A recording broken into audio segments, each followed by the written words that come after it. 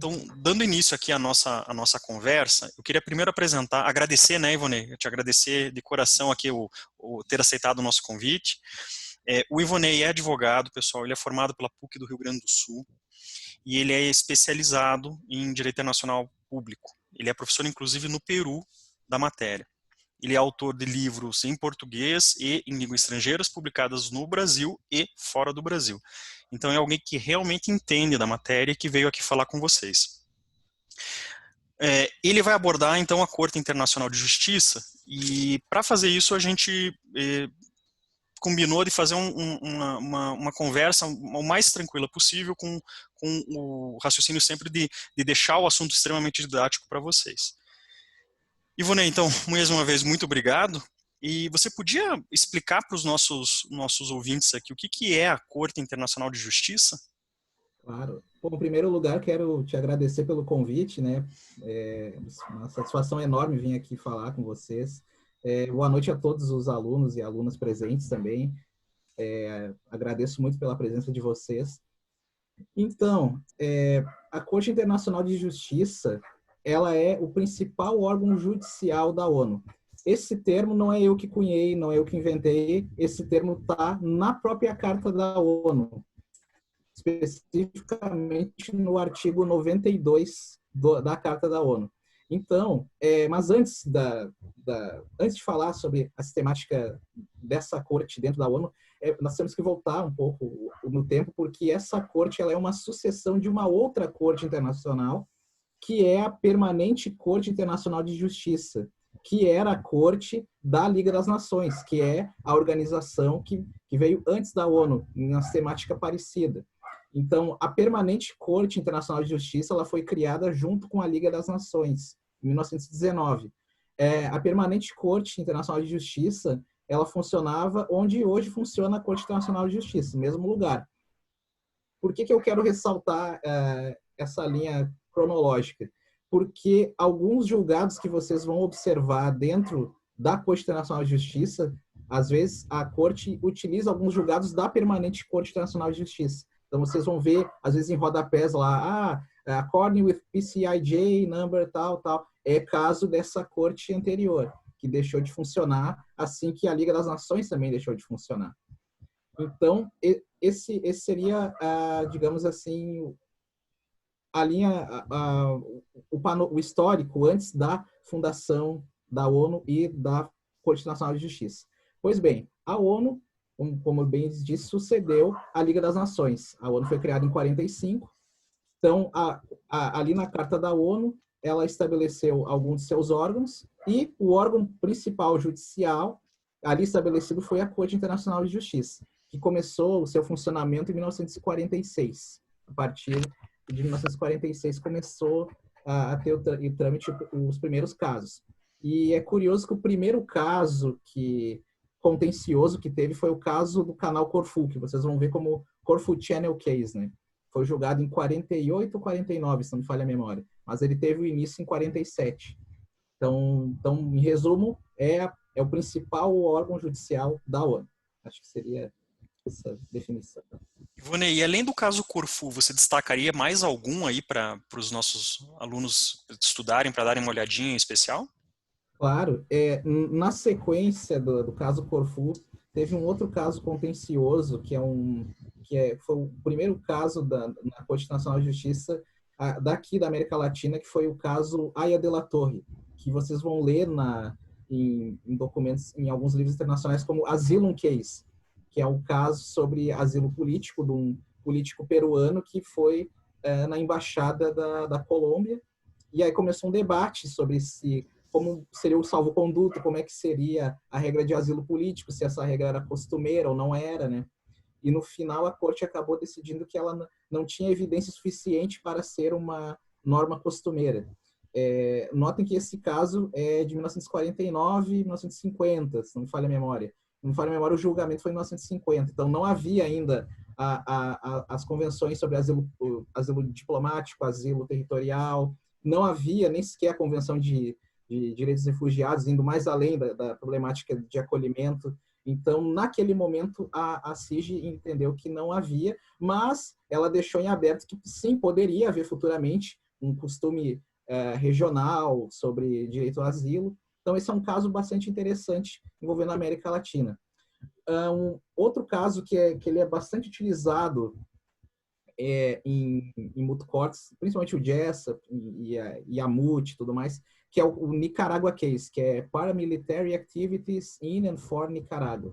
Mas vocês vão sempre encontrar em artigos como Nicaragua Case, que foi o caso que acabou condenando os Estados Unidos por ter financiado e instigado o uso da força na Revolução na Nicarágua. Então, esse é um caso também que é muito utilizado, é um caso que vocês vão encontrar com muita frequência, porque ali tem debates sobre vários pontos, como, por exemplo, a questão da proibição do uso da força de maneira indireta, a questão de conflito armado, então, noção de autodefesa dentro do direito internacional. Então, esse é um caso muito, muito importante quando se fala em responsabilidade internacional, ataque armado, proibição do uso da força. Então, se eu pudesse dizer assim, os dois casos assim, que mais me chamam a atenção seriam esses. E tem um terceiro caso também, que é o caso imunidade de jurisdição da Corte Internacional de Justiça, que é um caso contencioso entre a Alemanha e a Itália, que envolve a questão de jurisdição sobre atos que foram feitos durante a Segunda Guerra Mundial, né? E aí houve um debate, porque na corte italiana, na corte de cassação italiana, entendeu que a Alemanha não teria jurisdição, então poderia ter penhora de bens para pagamento de indenizações e tudo mais. E só que a CIJ entendeu o contrário, entendeu que houve uma imunidade de jurisdição, porque houve atos de império, que chamam Acta Iure Imperi, mas o que sobressalta essa decisão é o voto dissidente do Cansado Trindade, que vai em uma direção totalmente diferente da CIJ e foi bastante elogiado pela doutrina e tudo mais. Então, acho que seriam os três casos assim, que, se puderem dar uma olhada, deem uma olhada, porque são casos bastante interessantes. E nesse último caso, o destaque é para o professor Cansado, que é um professor brasileiro, né? Quer dizer, Exatamente. é um juiz brasileiro, né? Ivonei, esses casos, eles envolvem algumas vezes até mesmo a tutela de direitos humanos. E aí, como é que, por exemplo, o caso do asilo político, como é que funciona esse procedimento? Ele é gratuito? Ele é pago? Como que funciona isso? Então, a questão da jurisdição da corte, nós temos que ter em mente o seguinte, que a Corte Internacional de Justiça, sitiada em Haia, ela, em casos contenciosos, só julga estados. Esse é o primeiro ponto. Então, só estado no polo ativo, o outro estado no polo passivo. Isso em casos contenciosos. E já com relação a opiniões consultivas, que é outro aspecto da competência da corte, é que nas opiniões consultivas aí podem ser órgãos da ONU ou alguns organismos que tenham no seu estatuto a competência de pedir a opinião consultiva, como, por exemplo, a FAO, como, por exemplo, se não me engano, a OMS. Então, esses organismos eles têm previsão no seu estatuto que podem pedir opinião consultiva da ONU em algumas circunstâncias, órgãos da ONU. Então, esses são dois aspectos importantes acerca da jurisdição, quer dizer, da competência, no caso, competência. Então, a questão como é que funciona o procedimento, né? Então, o Estado que, digamos, quer entrar contra outro Estado, ele tem que arcar com suas próprias custas durante todo o seu procedimento. Não existe, ele não é gratuito, então o Estado tem que pagar advogados, pagar peritos, se for o caso, para levar a AIA. Então, vocês vão ver, por exemplo, alguns casos, tem muitos casos dentro da CIJ que são sobre delimitação marítima. Tem muitos casos, inclusive mais tarde eu vou comentar um caso que envolve arbitragem sobre isso, que às vezes os estados têm que pagar perito para levar laudo para os juízes, enfim. E aí como é que funciona? Então o Estado ele entra com a petição, nós chamaríamos petição aqui entre nós, mas que em inglês seria application, né? Submete application. E aí o que acontece? Aí lá na composição da corte tem a figura que seria o escrivão, que vocês vão ver em inglês como registrar, que é a pessoa responsável por gerenciar todos os processos e casos em trâmite lá. Então, o registrar, ele pega aquela petição, a application, E aí ele faz um filtro, passa para todos os juízes, e aí começa o procedimento. E aí tem todo o procedimento de se os juízes querem mais esclarecimentos, pedem prazo para essa parte, enfim. Aí quando eles já têm a ideia pronta do que aquela parte está pedindo, aí eles intimam o outro estado para que responda, e esse outro estado tem que arcar com seus custos também perante a corte. Então cada estado arca com o seu custo perante a corte. Então, seria via de regra isso. Né? E como que é deliberado isso pelos juízes, Ivone? A O caso, como que ele é deliberação... conduzido, né? Sim, a deliberação do caso, aí como é que funciona? São 15 juízes, né, presentes na corte. Então, depois que eles têm os escritos de todos os lados, aí eles podem fazer audiências públicas, que são gravadas, e, enfim, aí lá cada estado pode levar o seu corpo de agentes, né, advogados ali representando perante a corte. E depois que a corte tenha seu entendimento após as audiências, pós-laudos, pós todos os escritos, aí as deliberações são feitas em sigilo, né? Então, as deliberações não são públicas, mas a corte sempre anuncia, tem sido uma prática da corte nos últimos anos, sempre anuncia o dia que vai ser publicada a sentença. Então, vocês podem ver no site ali da corte, no press release ali, às vezes aparece, tal caso será deliberado, será tornado público o julgamento no dia tal, a partir de tal horário. E é sempre feito isso. Aí tem ou uma coletiva de imprensa, ou às vezes só jogam no site a nota e aparece lá a decisão. Mas a deliberação, ela é em sigilo, ela não é pública a deliberação. E esses juízes, como que eles são nomeados? É possível que alguém seja nomeado por um caso específico ou eles são institucionais? Então, os 15 juízes, eles são eleitos pela Assembleia Geral da ONU, né? Então, tem uma votação dentro da Assembleia Geral da ONU para esses 15 juízes. Cada um desses juízes, ele tem um mandato de 9 anos, cada cargo, com possibilidade de reeleição. Por exemplo, o Cansado Trindade foi reeleito faz 2 anos, se não falha a memória. Então esse é o corpo fixo, 15 juízes, mais o registrar, que é o escrivão, que gerencia o processo. E em casos contenciosos, é possível que as partes nomeiem o chamado juiz ad hoc, que é de acordo com o artigo 31 do Estatuto da CIG, no caso, ali está estabelecido que há a possibilidade de nomeação. Tem todos os critérios ali que eles exigem, como, por exemplo, que esse juiz ad hoc não tenha envolvimento direto com o caso, que seja de um país membro da ONU, que não tenha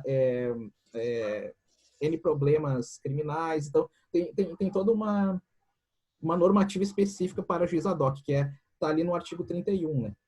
Especificamente no último parágrafo, se não falha a memória, o parágrafo 5º ou 6º, que ali elenca quais os requisitos que eles exigem para um juiz ad hoc, que é possível, sim. Já teve alguns casos com... É comum ter juiz ad hoc, assim, e ele participa de todo o procedimento. Ele é indicado já no meio, assim, dentro do trâmite, as partes indicam o juiz ad hoc, ele participa de todo o processo, né, até o final. Claro que é um grande reconhecimento do seu conhecimento e da possibilidade de vir a ser um juiz, né? Então, quer dizer, não é qualquer pessoa, é alguém que realmente entenda daquele assunto, né? Ivonei, em caso de descumprimento, então, uma vez que seja proferida a sentença, ela é voluntariamente implantada, e se ela não for voluntariamente implantada, o que acontece? Exato. Então, esse é o grande dilema, assim, que o pessoal questiona muito com relação à CIG. Dentro do artigo 94 da Carta da ONU, ali no último parágrafo, estabelece o que acontece em caso de descumprimento. O que a parte que, digamos, vencedora, o Estado vencedor, digamos, pode fazer, ele pode requerer para que... deixa eu pegar aqui o artigo 94, só um momento aqui. Ele pode requerer que o Conselho de Segurança, ali no parágrafo 2º do artigo 94, ele pode requerer que o Conselho de Segurança tome medidas de ação contra esse Estado que descumpriu a decisão. Então, esse é um mecanismo previsto. qual é a crítica que é feita na prática? É que esse mecanismo nunca foi cumprido, nunca foi posto em prática. No próprio caso Nicarágua, por exemplo, é o caso paradigmático isso. E os Estados Unidos foi condenado, amplamente condenado, os Estados Unidos não cumpriu a decisão e tinha essa possibilidade do uso do artigo 94. Mas aí você sabe, os Estados Unidos é um P5 do Conselho de Segurança, tem poder de veto. Então aí entra esse é um dos pontos que, se vocês lerem alguns artigos sobre a reforma das Nações Unidas, sobre projetos de reforma das Nações Unidas, é um ponto que alguns autores tocam com relação a essa questão de como poderia uma decisão da CIG ser cumprida, né, em caso de um Estado não cumpri-la. Então, esse é um ponto que eles sempre tecem críticas para a reforma, né, da Carta da ONU. Mas que é um problema dos tribunais internacionais no modo geral, né? Mesmo a OMC, que tem todo um mecanismo teoricamente mais contemporâneo, acaba também tendo essa dificuldade na hora da implantação, né?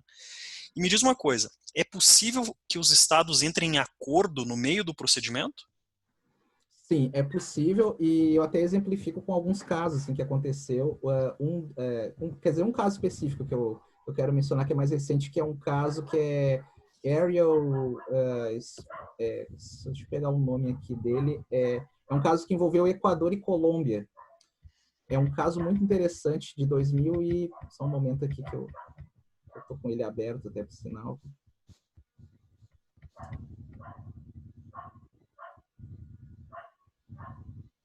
Só um momento aqui.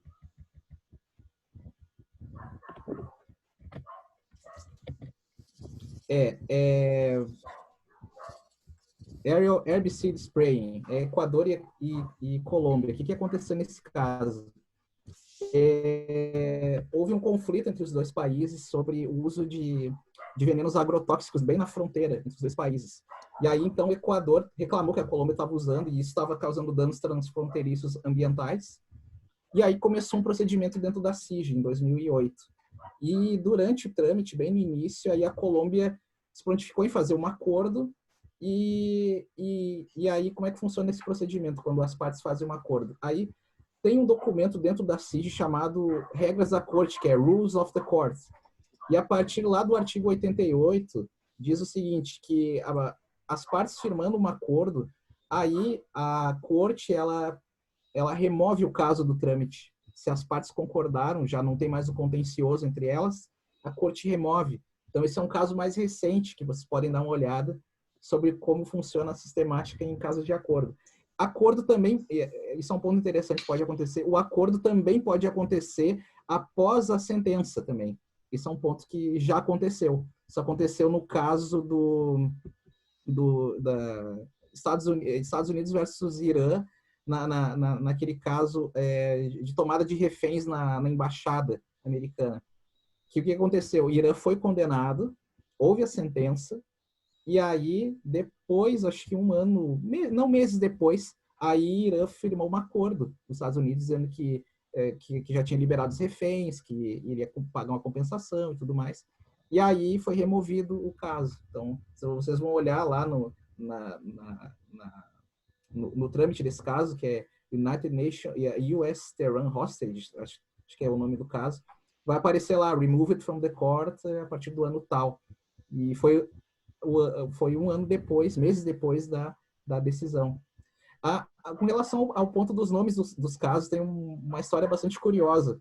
Faz uns 7 anos eu fiz um curso em Munique, que eu até recomendo bastante, que é o Munich Advanced Course of International Law. E na aula final foi com o juiz Bruno Zima, que foi juiz da CIG, por mandato e tudo mais. Aí um colega meu perguntou, porque vocês vão ver em vários livros que tem casos da CIG com nomes muito curiosos, tipo The Wall Case, US Tehran Hostages, parece nome de filme, assim, né? Então, aí perguntaram para ele, tá, mas quem que dá o nome para os casos? Quem é que dá o nome? São juízes? Quem é que dá o nome? Aí ele parou para pensar assim, e disse, nossa, mas eu nunca tinha parado para pensar nisso. Porque ele disse o seguinte, o que acontece? Vem a application lá, o Registrar faz todo o filtro, tudo mais, e aí quando o Registrar leva o material todo pronto, já o que ele precisa, já vem na capa o nome que o Registrar dá. Então é o Registrar, que é o escrivão, é quem dá o nome dos casos, né? Não são juízes. Aí perguntaram, tá, mas algum juiz já reclamou o nome dos casos? Não, ninguém reclamou, sabe? Só fica ali na capa e tá tudo certo, né? E é o legado para a posteridade desse profissional, né? Ele que criou os nomes, Uhum. né? Os nomes, é. Vou nem uma curiosidade, é possível, como tem ali, eu mencionei há pouco a OMC, é possível na CIG também que outros estados façam a adesão aos casos ou não? Eles se sedimentam e ficam só aquele inicialmente proposto? Como assim? Então, por exemplo, vamos imaginar um caso envolvendo esse caso dos herbicidas aí, Equador e Uhum. Colômbia. Seria possível, por exemplo, o Brasil dizer, olha, eu também tenho interesse em participar e quero entrar aí no polo ativo ou no polo Ah, passivo?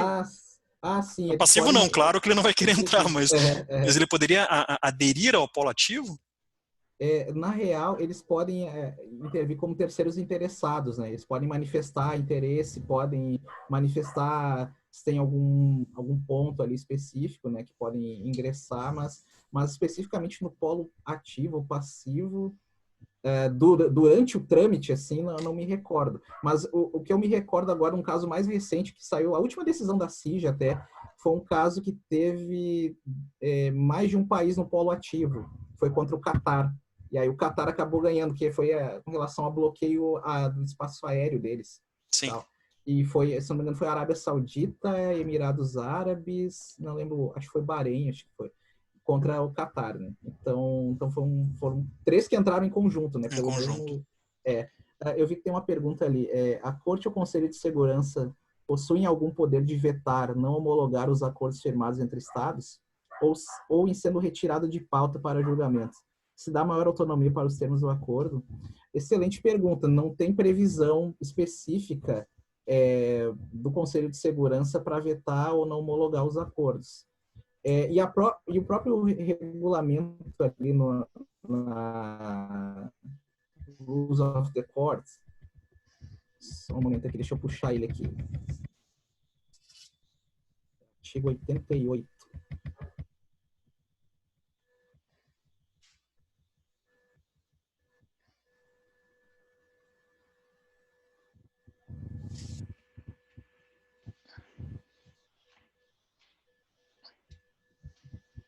Desculpa, perdão, artigo 89. Artigo 89 que institui assim.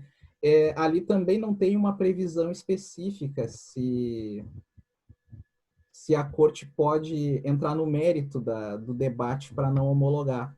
Então, não tem uma previsão nem na Carta da ONU e nem nas regras da corte para esses dois órgãos poderem entrar no mérito do acordo para não homologar ou não homologar, que é o contrário do que acontece, por exemplo, na Corte Interamericana de Direitos Humanos, que a corte pode avaliar o mérito do acordo. Mas aí, é claro, entre Estado e vítima, né? Que Uhum. aí sim, Corte Interamericana de Direitos Humanos, aí sim pode avaliar, né?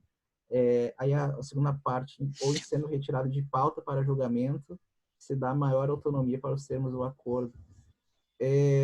Não entendi muito bem esse ponto. Deixa eu ver. Eu acho que talvez a vinculação dos limites em que os estados poderiam acordar estando dentro ou fora do Tá. procedimento, antes ou depois, Tá. durante ou depois do procedimento. Tá. Não, não. O acordo ele pode ser, ele em tese pode ser tanto no início quanto, como eu falei, pode ser lá no final também do caso, depois já com a decisão, né? Aí as partes comunicam. Mas, então a CIG e o Conselho de Segurança, eles não têm, Não não tem têm gerente competência para para entrar no avaliar, né? mérito. É, é. Ivonei, eu te perguntei do Brasil, eu usei o Brasil no exemplo, mas me diz uma coisa, existem exemplos de casos em que o Brasil esteve envolvido? Só teve caso em trâmite que foi removido, que foi o caso da,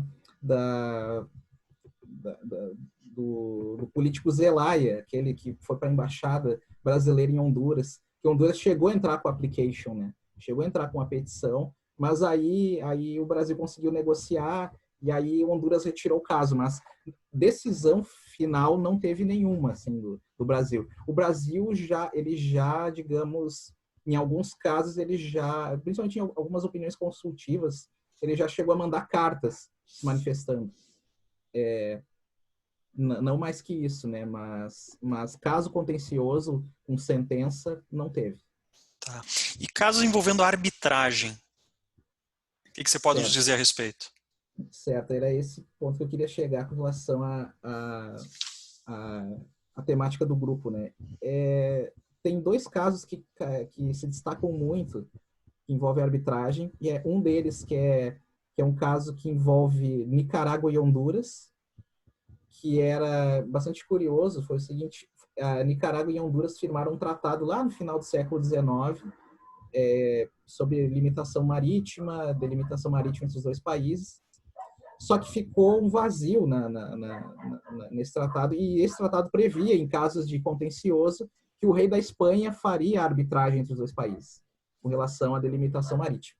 E aí firmaram esse acordo, continuou esse desentendimento entre os dois países, e aí o rei da Espanha, as duas partes submeteram que queriam a arbitragem do rei da Espanha, e o rei da Espanha deu uma decisão arbitral, dando uma delimitação tal, da maneira que ele queria, e deixou ainda um ponto para as partes debaterem. Aí o que aconteceu? Aí passou-se o tempo, continuou esse litígio com relação a determinado ponto. Anos, esse laudo arbitral é de 1904, se não me falha a memória. Então, passaram-se os anos, e aí, com a fundação da CIG e tudo mais, aí nos anos 50, fim dos anos 50, esse litígio foi parar no âmbito da OEA primeiro, e aí as partes firmaram um acordo e aí submeteram o caso à CIG, né? Perguntando se esse laudo arbitral era válido ou não era, mesmo sendo tão antigo, bem antes da ONU, antes da Liga das Nações, perguntaram se esse laudo arbitral sobre delimitação marítima era válido, né? E aí a Corte decidiu que sim, que tinha todos os requisitos para ser considerado um tratado válido pelas leis costumeiras. Então, não houve, o procedimento arbitral não teve nenhum problema fora desse tratado, então o laudo arbitral foi totalmente válido. Então, a delimitação feita pelo rei da Espanha em 1904 foi válida. Então, esse foi o primeiro caso. E o outro caso também que foi de delimitação marítima, esse foi um caso um pouquinho mais complicado, foi o caso da Guiné-Bissau contra Senegal, que também eles tinham um contencioso com relação à delimitação marítima, e aí eles firmaram um compromisso arbitral para decidir esse contencioso, e aí a Guiné-Bissau veio o laudo arbitral, foi um pouco desfavorável a Guiné-Bissau, e a Guiné-Bissau questionou todo o procedimento desse laudo arbitral, que houve excesso de poder de alguns dos árbitros, que houve uma série de coisas, né, que o procedimento arbitral ele teve uma série de vícios, foi a alegação da Guiné-Bissau. E aí a CIG entendeu que não houve nenhuma violação a tratados, que não houve violação ao próprio compromisso arbitral, e aí acabou, digamos, a Guiné-Bissau acabou perdendo o caso. Então, eu diria então que os dois casos mais assim, que se destacam sobre a arbitragem versus sobre delimitação marítima, né? Bastante curioso isso. É curioso mesmo. E, assim, da tua fala até aqui, a gente percebe muito claramente que é um tribunal que é muito atual, né? E muito atuante, porque todos os teus exemplos até agora foram exemplos, assim, que você encontra na história, né? Lá da invasão da embaixada, o caso Zelaya, que a gente viu na imprensa há poucos anos. Então, o caso ali nos Emirados Árabes do bloqueio aéreo, que é um caso super recente que a gente viu também na imprensa. Então, quer dizer, é um tema muito atual, né, Ivone? Exato. E me parece também, e aí eu queria ouvir uma última intervenção sua, e essa é não programada, essa é para te pegar de surpresa, porque eu queria que você relacionasse o conhecimento que esse estudo te traz, e também relacionando com a participação nas competições, e especialmente no Jessup, que é o nosso objeto aqui, né, nossa competição de predileção nesse momento aqui. E se você puder fazer então essa relação, como estudar a Corte Internacional é importante para competições como, por exemplo, do Jessup.